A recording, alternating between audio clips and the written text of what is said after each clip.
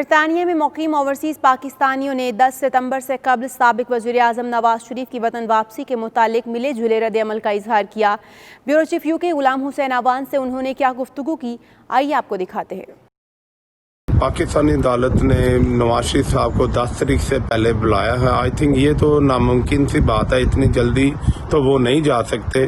میرے خیال میں اگر ان کو طبیعت ٹھیک ہے، لندن کے ڈاکٹر ان کو اجازت دیتے ہیں تو پھر ان کو آئی تھنک پاکستان جانا چاہیے۔ نواز شریف کو 7-8 مہینے ہو چکے ہیں یہاں آئے ہوئے، اور ہم نے کبھی دیکھا نہیں ہے کہ ان کا وہ لوگ میاں صاحب کبھی علاج کے لیے گئے ہیں۔ تو بار بار میاں صاحب کہہ چکے ہیں کہ انہوں نے کوئی بھی غلط کام نہیں کیا، جب نہیں کیا تو ان کو جانا چاہیے، ضرور جانا چاہیے اور عدالتیں فیس کرنی چاہیے۔ 6 مہینے ہو گئے میاں صاحب کو آئے ہوئے، ان کو پاکستان جانا چاہیے۔ علاج تو ہوتا ہے، ہم بھی لندن میں 45 ایئر سے رہ رہے ہیں، ہم نے نہیں دیکھا کہ علاج نہیں ہو سکتا، علاج انہوں نے کروایا ہی نہیں ہے۔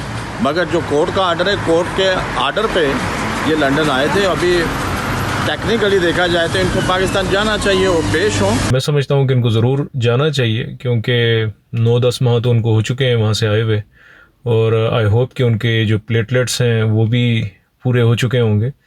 تو اب قوم کے لیڈر کی حیثیت میں وہ ضرور جائیں اور اپنے اوپر مقدمات جو ہیں ان کو فیس کریں۔ اس کے لیگل آسپیکٹس بھی ہیں، سیاسی مضمرات بھی ہیں، اور میاں صاحب کی واپسی کے اوپر جو ہے طبی ایشوز جو ہیں زیادہ حائل ہیں۔ اگر تو ان کے ڈاکٹر نے ان کو اجازت دی، وہ تب ہی پاکستان جا سکتے ہیں۔ اگر ان کی علاج کی ضرورت ہے اور اس سے ان کی جان کو خطرات لاحق ہیں، اور اگر واپس جا کے ان کو لمبا عرصہ جیل میں رہنا پڑتا ہے، تو اگر ڈاکٹرز ان کو اجازت نہیں دیتے اور علاج مکمل کرنے کی تلقین دیتے ہیں، تو اسلام آباد ہائی کورٹ کو اس کے اوپر اس میڈیکل ایویڈنس کو ایکسیپٹ کرنا پڑے گا اور کرنا چاہیے۔ اور میاں صاحب کو بھی ایسا فیصلہ کرتے وقت ڈاکٹروں کی رائے کے اوپر زیادہ رلائی کرنا چاہیے۔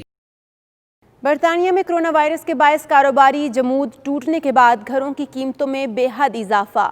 اگست میں برطانیہ بھر میں گھروں کی قیمتیں 16 سال کی بلند ترین سطح پر پہنچ گئی ہیں۔ غلام حسین عوان رپورٹ کر رہے ہیں۔ برطانوی ہاؤسنگ انڈسٹری کے ریکارڈ کے مطابق گزشتہ ماہ گھروں کی قیمتوں میں 2% اضافہ ہوا، جس کی وجہ سے ایک گھر کی اوسط قیمت 2.25 لاکھ پاؤنڈ تک پہنچ گئی ہے۔ ماہرین کا خیال ہے کہ ملازمتوں پر کرونا وائرس کے اثرات ظاہر ہونے کے بعد قیمتوں میں کمی ہو جائے گی۔ ماہرین کا کہنا ہے کہ لاک ڈاؤن کے دوران ڈیکوریشن کی طلب میں کمی ہوئی تھی، اور گھروں کی قیمتوں میں حالیہ اضافے کی یہ بھی ایک وجہ ہو سکتی ہے۔ ماہرین کے مطابق اگست کے دوران قیمتوں میں ہونے والا اضافہ فروری 2004 کے بعد سب سے زیادہ ہے۔ قیمتوں میں 2.7% کی شرح سے اضافہ ہوا تھا۔ پہلی مرتبہ گھر خریدنے والی قیمتوں میں اضافے کو پسند نہیں کریں گے اور وہ مارگیج حاصل کرنے کی کوشش کریں گے، جبکہ قرض دینے والوں نے قرض دینے کے لیے اپنی ترجیحات اور شرائط سخت کر دی ہیں۔ اب جو بھی بھاری رقم ڈپازٹ نہیں کرا سکتا یا جس کی ملازمت کرونا کی وجہ سے خطرے میں ہے، اس کے لیے قرض کا حصول پہلے کی نسبت زیادہ مشکل ہوگا۔ ریزولوشن فاؤنڈیشن کے تھنک ٹینک کا کہنا ہے کہ لاک ڈاؤن کے بعد طلب میں بہت زیادہ اضافہ ہوا ہے، اور اسٹیمپ ڈیوٹی سے استثنا نے اس کو مزید تیز کر دیا ہے، لیکن بے روزگاری میں روز بروز اضافہ ہو رہا ہے اور معاشی صورتحال بھی انتہائی غیر یقینی ہے۔ اس لیے سال کے آخری مہینوں کے دوران ہم گھروں کی قیمتوں میں کمی ہوتی دیکھیں گے۔ روسی وزارت خارجہ نے تصدیق کی ہے کہ پاکستانی وزیر خارجہ شاہ محمود قریشی کے دورہ ماسکو پر Karachi Lahore gas pipeline منصوبے پر تبادلہ خیال کیا جائے گا۔ روسی حکام پاکستانی وزیر خارجہ کو اس منصوبے میں درپیش مسائل سے بھی آگاہ کریں گے۔ تفصیلات کے لیے دیکھتے ہیں شاہد گھمن کی یہ رپورٹ۔ 10 ستمبر کو دورہ ماسکو میں پاکستانی وزیر خارجہ شاہ محمود قریشی اپنے ہم منصب روسی وزیر خارجہ سرگئی لاروف سے خصوصی ملاقات کریں گے، جس میں افغان ایشو سمیت دیگر اہم علاقائی اور بین الاقوامی امور پر تبادلہ خیال کیا جائے گا۔ اپنی معمول کی ہفتہ وار پریس بریفنگ میں روسی وزارت خارجہ کی ترجمان ماریا زخارووا نے کہا ہے کہ پاکستانی وزیر خارجہ شاہ محمود قریشی کے دورہ ماسکو کے دوران کراچی سے لاہور تک گیس پائپ لائن کی تعمیر کے منصوبے پر بھی تبادلہ خیال کیا جائے گا۔ اس اہم منصوبے کو جلد از جلد پایا تکمیل تک پہنچانے کے لیے جو مسائل اور رکاوٹیں درپیش ہیں، ان پر بھی گفتگو ہوگی۔ روسی وزارت خارجہ کی ترجمان کے مطابق اپنے 2 روزہ دورہ ماسکو میں پاکستانی وزیر خارجہ شاہ محمود قریشی اور روسی وزیر خارجہ سرگئی لاروف کے درمیان 10 ستمبر کو ملاقات ہوگی، جس میں بین الاقوامی اور علاقائی ایجنڈے پر بات چیت کی جائے گی۔ اس موقع پر افغان طالبان سے مذاکرات کے ایشو پر بھی گفتگو ہوگی، جس پر دنیا بھر کی نظریں ٹکی ہوئی ہیں۔ شاہد گھمن، 92 نیوز، ماسکو، روس۔ UK پاکستان بزنس کونسل کے زیر اہتمام investment and trade opportunity forum 2020 کے نام سے ورچوئل کانفرنس کا انعقاد کیا گیا۔ کانفرنس کے مہمان خصوصی گورنر پنجاب چودھری محمد سرور تھے۔ اجلاس میں UK، UAE اور پاکستان سے سرکردہ شخصیات نے روم میں شرکت کی ہے۔ تفصیلات اس رپورٹ میں۔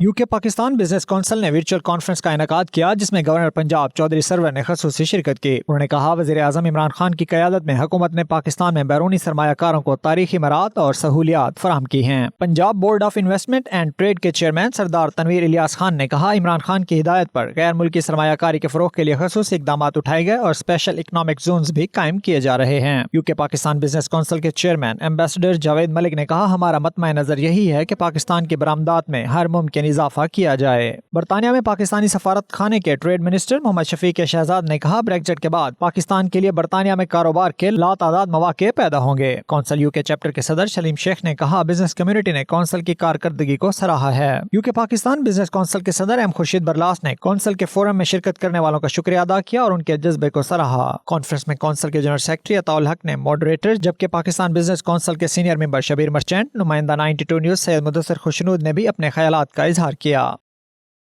سعودی عرب میں پاکستان تحریک انصاف کے سابق عہدیداروں نے کہا ہے انٹرنیشنل اوورسیز چیپٹر کی ہٹ دھرمی کی وجہ سے مڈل ایسٹ اور سعودی عرب میں پارٹی کو شدید نقصان پہنچ رہا ہے، جس سے ورکرز میں مایوسی پھیل رہی ہے۔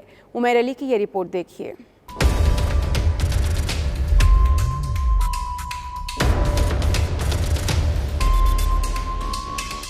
سعودی دارالحکومت ریاض میں پی ٹی آئی کے سابق عہدیداروں کا اجلاس ہوا، جس میں مختلف امور پر بات چیت کی گئی۔ اس موقع پر شرکاء نے الزام لگایا کہ انٹرنیشنل اوورسیز چیپٹر کے جنرل سیکرٹری عبداللہ ریاض آمرانہ اقدامات کرتے ہوئے پارٹی کے بنیادی ارکان کو پارٹی سے نکال رہے ہیں، جبکہ سعودی عرب کی موجودہ سلیکٹڈ باڈی کو بھی مزید توسیع دینے کی تیاری کی جا رہی ہے۔ انہوں نے کہا اس ناانصافی کو ناکام بنایا جائے گا۔ رہنماؤں نے دعویٰ کیا کہ party workers international overseas chapter سے مایوس ہو چکے ہیں، مناسب ہوگا پی ٹی آئی سیکریٹریٹ معاملات کو حل کرنے میں کردار ادا کرے۔ عبدالقیوم خان، شفیق خان، ڈاکٹر سلمان شاہد، عبدالحکیم خان، رانا فیضی، ثناء اللہ سعید کوہستانی اور دیگر نے کہا وزیر اعظم عمران خان کے ساتھ کھڑے ہیں اور ان کے ویژن کی تکمیل تک ان کے ساتھ کھڑے رہیں گے۔ عمیر علی، 92 نیوز، ریاض۔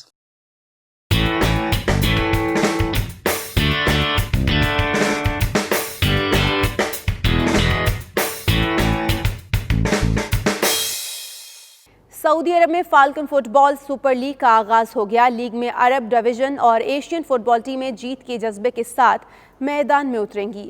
ریاض سے عمیر علی کی یہ رپورٹ دیکھیے۔ سعودی عرب میں چوتھی فالکن فٹ بال لیگ ٹورنامنٹ کا آغاز ہو گیا۔ افتتاحی تقریب میں کھلاڑیوں اور پاکستانی کمیونٹی ممبران نے بھرپور شرکت کی۔ سپر لیگ کے آرگنائزر فرحان احمد اور حنیف بابر نے بتایا کہ سپر لیگ میں 8 عرب ڈویژن جبکہ 8 ہی ایشین ڈویژن کی ٹیمیں شرکت کر رہی ہیں۔ انہوں نے کہا دیار غیر میں پاکستانی کرکٹ کے ساتھ اب فٹ بال میں بھی نمایاں کامیابیاں حاصل کر رہے ہیں۔ سعودی گورنمنٹ کا دل کی گہرائی سے شکر ادا کرتے ہیں اور ملک سلمان کا بھی کہ جیسے کہ سعودی فٹ بالر ہیں، ایسے میں چاہتا ہوں ہماری جو لیگ بنائی ہے ہم نے سپر لیگ فالکن، یہاں سے بھی پاکستانی پلیئر اور دوسری ایشین پلیئر یہاں سے نکلے۔ ایشین ڈویژن کے اندر تقریباً 8 ٹیمیں، جس میں پاکستان اور انڈیا سے اور بنگلہ دیش کی بھی ایک ٹیم ہے، ملا کے تقریباً ہماری 8 ٹیمیں بنتی ہیں۔ اسی طرح جو ہمارا عرب ڈویژن ہے اس میں بھی مکس ٹیمیں، کچھ سعودی ٹیمز ہیں، کچھ ایجپشن ہیں، جارڈن کی بھی ہیں، تقریباً 8 ٹیمیں اس میں بھی ہیں۔ کورونا کے بعد جب حالات بہتر ہوئے تو ہمیں یہ موقع ملا کہ ہم ایک ایسا پلیٹ فارم مہیا کریں ٹیموں کو کہ جہاں پہ جو ایک کھلاڑی کھیلوں سے محروم رہیں وہ آئیں اور کھیلوں کے میدانوں کو دوبارہ آباد کریں۔ ٹورنامنٹ میں شریک جہاں دیگر ممالک کے فٹ بالر پرجوش نظر آئے، وہیں پر پاکستانی فٹ بالرز کی جانب سے بھی سپر لیگ کے انعقاد کو خوب سراہا گیا۔ کرونا وائرس کے بعد سارے سچویشنز بدل گئے ہیں اینڈ ابھی ہم لوگ کو الگ الگ پریکاشنز لینے پڑ رہے ہیں، بٹ دس ٹورنامنٹ، یہ جو لیگ ابھی شروع ہوئی ہے، یہ ہم لوگ کو ایک اچھا موقع دے رہا ہے کہ ہم لوگ واپس کھیل میں آئیں اینڈ اپنی طرف سے ایک ماحول کو چینج کریں۔ اسٹارٹنگ آرگنائزیشن بھی بہت اچھی ہے، تو امید ہے کہ انشاءاللہ بہت اچھا ٹورنامنٹ ہوگا۔ ایک اچھی انہوں نے ایک انیشیٹو لیا ہے کہ بہت بڑی لیگ جاری ہے اور پلیئرز بھی بہت تیار ہیں اس کے لیے کہ ایک بڑے لیول پہ ہمیں کھیلنے کا موقع ملے گا۔ سپر لیگ کی 16 ٹیموں کے درمیان 2 ماہ مقابلے جاری رہیں گے، جبکہ اس کا فائنل 3 نومبر کو کھیلا جائے گا۔ عمیر علی، 92 نیوز، ریاض۔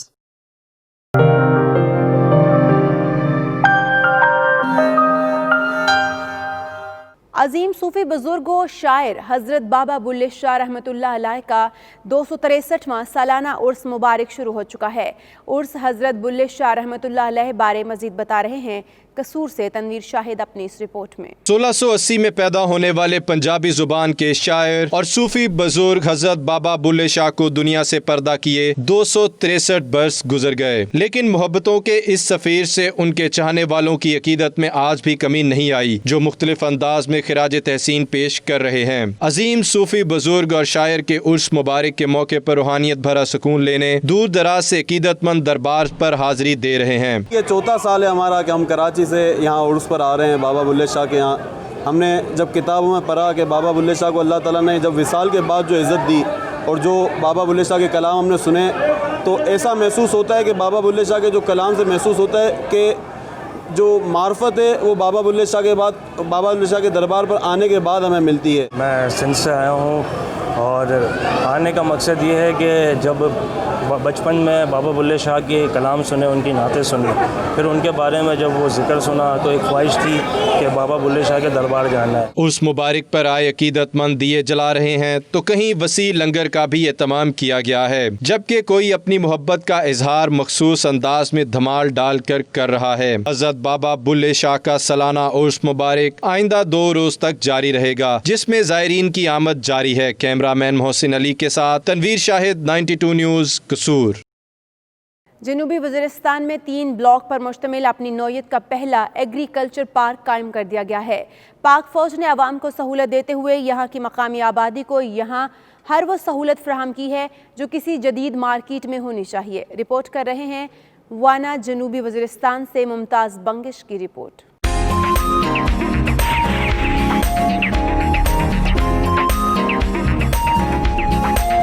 जनूबी वजीरिस्तान जहां किसी जमाने में गोलियों की थरथराहट सुनने को मिलती थी, अब अमन का गहवारा बन गया है। पाक फौज ने जहां दीगर तरक्याती काम की, वहां इधर एग्रीकल्चर पार्क कायम करके यहां की बेशतर आबादी की किस्मत बदल कर रख दी है। 168 दुकानों और 75 गोदामों पर मुश्तमिल इस मार्केट में सब्जी और फ्रूट का न सिर्फ कारोबार होता है, बल्कि ये सेब जैसे फलों को बरामद करने का मरकज भी बन चुका है। पिछले साल यहाँ पर हमारे साथ तकरीबन 65,000 टन सेब जो है एक्सपोर्ट क्वालिटी प्रोडक्शन हुई। यहाँ पर एग्री पार्क बनाने का बेसिक मकसद भी ये था कि यहाँ पर इनको नेशनल और इंटरनेशनल स्टैंडर्ड का मयार का मार्केट इनको प्रोवाइड किया जाए। 1000 टन कोल्ड स्टोरेज की गुंजाइश के साथ यहाँ मौसम के मुताबिक चलगोज़ों का कारोबार भी होता है। ये वो वाहिद जगह है जहाँ चलगोज़ों की रीप्रोसेसिंग और पॉलिशिंग के लिए अलग मरकज कायम है। यहाँ के लोग इस सहूलत से भरपूर इस्तेफादा कर रहे हैं। अमन भी है और हम इसी जो ना हमारा कारोबार दुगना हो गया, हम इस पे अब हम पूरी पाकिस्तान सप्लाई करते हैं,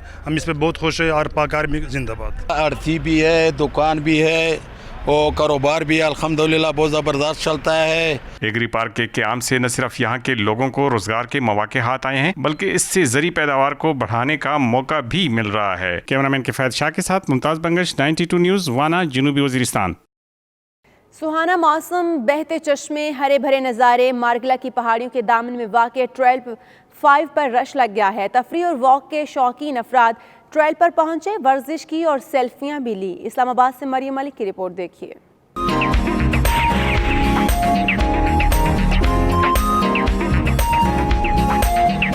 शहर बेमिसाल, जहां मानसून के जलवे बेमिसाल, हर दिन मौसम नए रंग दिखा रहा है। इस्लामाबाद में बारिशों का नया सिलसिला शुरू हुआ तो मंजर धुलकर निखर गए। कुदरती नजारों में घिरे शहर की पहाड़ियां भीगे मौसम में दिलकशी की तस्वीर बने हुए हैं।